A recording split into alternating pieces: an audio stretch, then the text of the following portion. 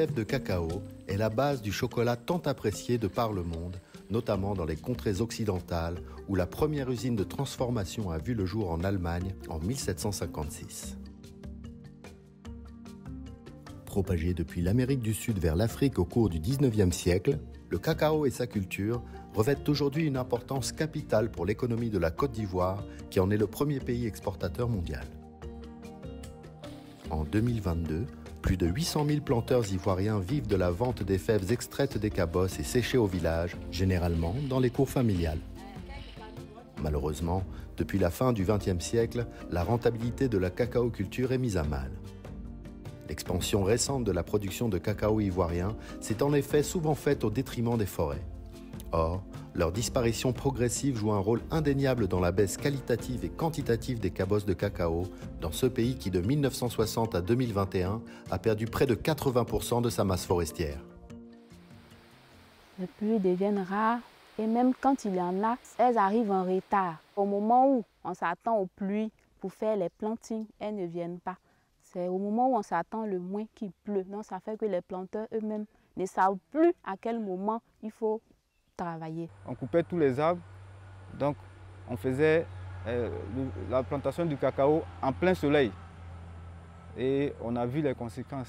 Il y a des plantations même qui ont disparu complètement du fait de la sécheresse.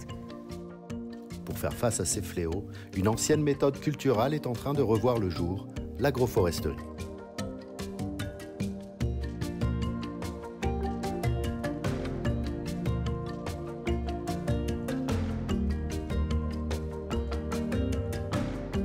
Pour nous, l'agroforesterie, c'est un modèle de pratique agricole. Le terme de agroforesterie fait référence aux plantations de cacaoyers dans lesquelles sont délibérément combinés les cacaoyers à d'autres cultures dans un arrangement spatial et une séquence temporelle. Cela fait également allusion à d'autres cultures sur une même unité de gestion, créant ici un avantage économique, social et environnemental. Et l'avantage de l'agroforesterie, c'est qu'elle permet aux planteurs même de diversifier. Il y a toute la famille qui est d'abord sur la parcelle, l'homme et la femme. Et donc la femme cultive ses aubergines, sa tomate et tout ce qui est légumes. Et aussi, il y a la banane, il y a les ignames. Et donc, sur le plan économique, la pratique de l'agroforesterie nous permet de gagner beaucoup d'argent sur une parcelle bien déterminée. Et puis, ça permet également aux cacaoyers de résister à la chaleur et puis de pouvoir produire convenablement.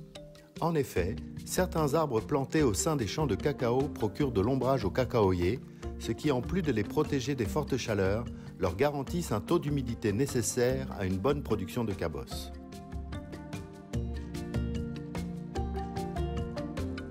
Environ 60% du cacao importé en Allemagne provient de la Côte d'Ivoire. La coopération allemande considère donc comme une priorité de soutenir et d'accompagner ce pays partenaire vers la production d'un cacao durable et mieux rémunérateur pour les planteurs locaux dans une transition consentie. C'est dans ce contexte qu'intervient la GIZ. Cette structure de mise en œuvre de projets est mandatée par le ministère allemand de la coopération économique et du développement, le BMZ, pour travailler étroitement avec tous les acteurs de la filière du cacao. Un des projets phares mis en œuvre par la GIZ en Côte d'Ivoire est le Centre d'innovation verte ProCIV pour le secteur agricole et agroalimentaire. Le ProCIV collabore depuis 2018 avec les institutions ivoiriennes, les coopératives et le secteur privé afin d'identifier et diffuser des innovations dans les chaînes de valeur du cacao, du manioc et de la banane plantain. Des innovations qui augmentent les revenus et la résilience des producteurs et dont fait partie l'agroforesterie. ProCIV met en œuvre différentes activités pour promouvoir cette pratique, comme des formations ou la création de pépinières. Pour encourager les producteurs ayant adopté cette pratique, nous avons organisé un concours d'agroforesterie. Ce concours vise à récompenser les producteurs qui jouent un rôle pionnier et qui peuvent servir d'exemple. En d'autres termes, il s'agit de mettre en lumière le travail des producteurs en matière d'agroforesterie.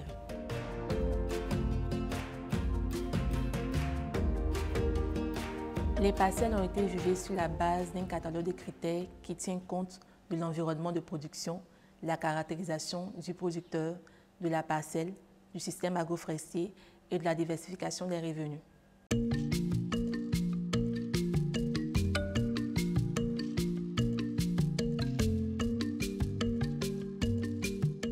Ma parcelle fait 3 hectares. Je récolte par an 2 tonnes et demie.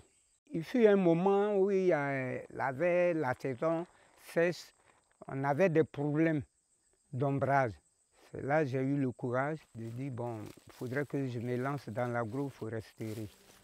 Ce que nous avons apprécié sur la parcelle de M. Yao Taki, c'est le nombre d'arbres à l'hectare, la répartition des arbres sur la parcelle, l'âge des arbres forestiers et surtout la gestion de l'espace sur sa parcelle. Dans ma parcelle, j'ai 37 arbres d'ombrage à l'hectare. Le concours, je fais le premier. Je suis très fier d'avoir ce concours, puisque au départ, quand j'avais commencé à planter ces arbres, je savais qu'un beau matin, ça allait être un bon fruit pour moi.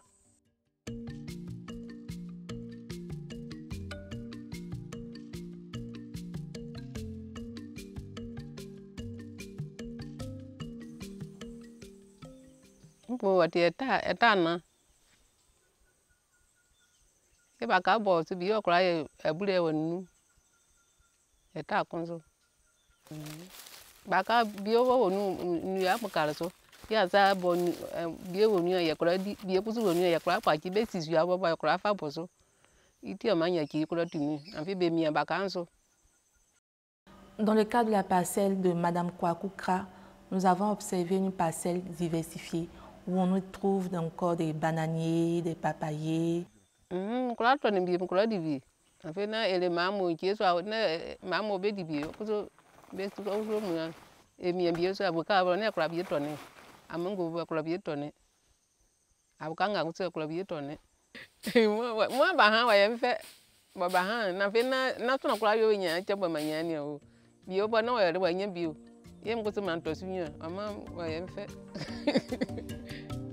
Il reste encore beaucoup d'efforts à faire pour transformer la culture du cacao en un système plus diversifié, capable d'atténuer les effets de la déforestation et du changement climatique. Le Centre d'innovation verte et les producteurs ivoiriens montrent qu'avec l'agroforesterie c'est possible et qu'elle peut être la voie à suivre.